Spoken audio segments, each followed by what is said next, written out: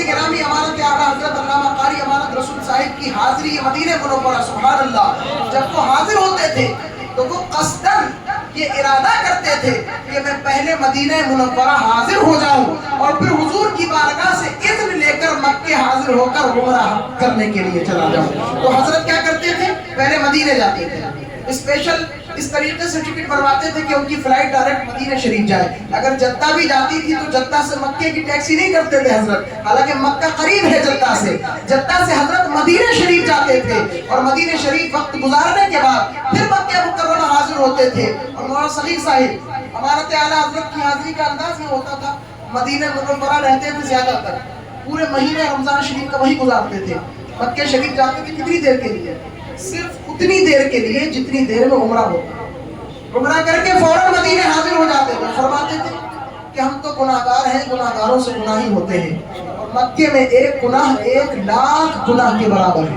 اللہ سوچے ذرا، آپ سے بھی کہتا ہوں کہ قدم قدم پر خوب قدم رکھنا ہے۔ مکے میں ایک گناہ 1,00,000 گناہ کی برابر، تو ایک نیکی بھی 1,00,000 نیکی کی برابر ہے۔ اور مدینہ منورہ میں ایک گناہ 1,00,000 گناہ نہیں ہے، بس ایک گناہ ایک ہی گناہ ہے۔ جو آپ انڈیا میں گناہ کرتے ہیں گناہ، ایسے ہی وہاں پر، لیکن ایک نیکی 50,000 نیکیوں کا ثواب عطا ہوتا ہے۔ ہمارے تعالیٰ حضرت نے اپنی کتاب لکھی ہے، حضرت کی وہ آخری تصنیف ہے حج بیت اللہ کے حوالے سے، ابھی چھپ کر نہیں آئی ہے، انشاءاللہ وہ چھپے گی آئندہ سال۔ حضرت نے اس میں تحقیق کے ساتھ یہ بات ثابت کی ہے کہ مکے میں اگر 1,00,000 نیکیاں ہیں ایک نیکی پر، مدینہ منورہ میں ایک نیکی پر 3,00,000 نیکیوں کا ثواب ہے۔ سبحان اللہ۔ اب میں نعت ہی پڑھتا رہوں گا تو بیان کب کروں گا، میں آگے چل رہا ہوں۔ کہتے ہیں تو آپ مدینہ منورہ سے عمرہ کرنے جاتے ہیں، اب کیا کہہ رہے ہیں مکتے میں؟